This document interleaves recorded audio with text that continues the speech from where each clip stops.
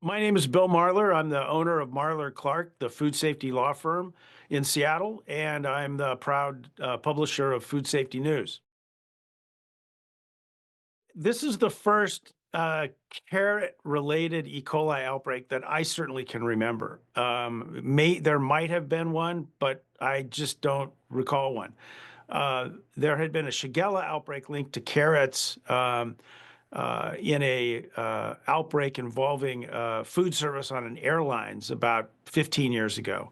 But, carrots have been certainly not on anyone's radar screen as a product that is likely to get contaminated.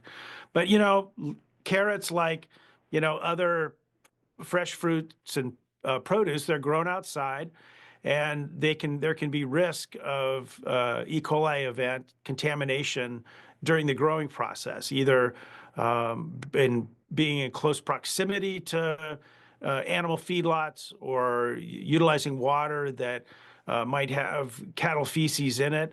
We don't know exactly how this outbreak occurred or where the contamination event happened. And hopefully the FDA sleuths will get there, but it's certainly one that I wouldn't have expected.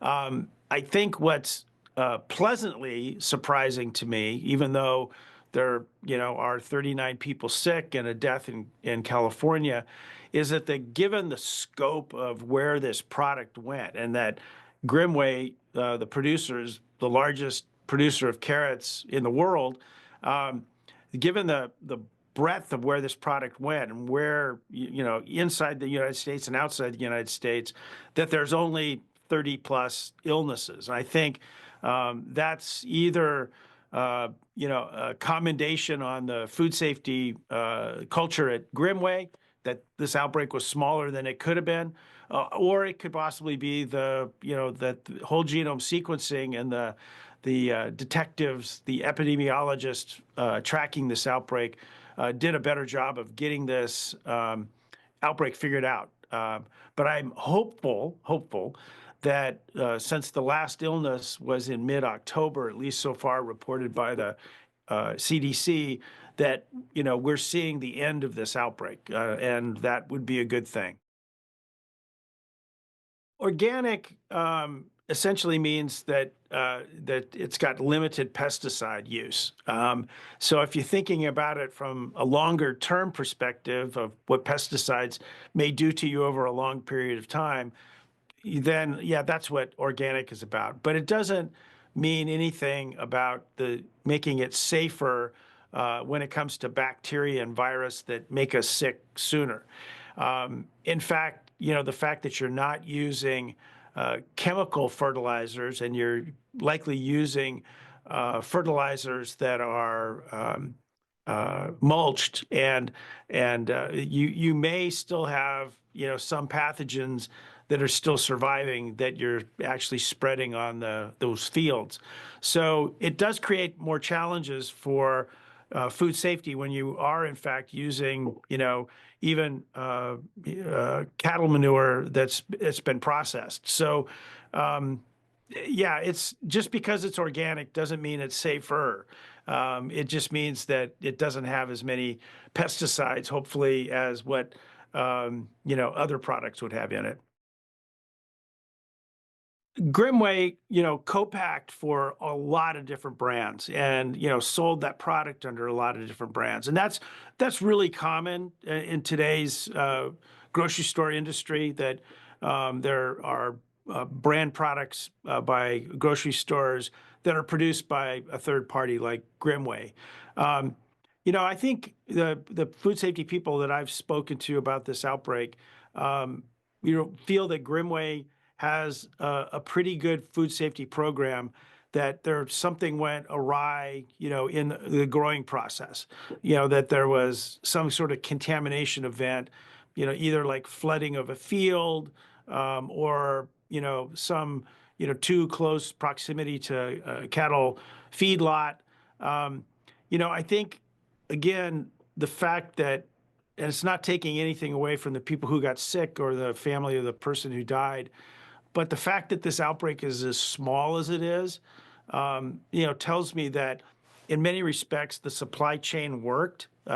We obviously hate to see any outbreaks, but if we can keep these outbreaks manageable sizes, and utilize whole genome sequence technology and quick response for recalls, I think in some respects, although it's a tragic outbreak, I think in some respects it shows that the system can operate and operate quickly.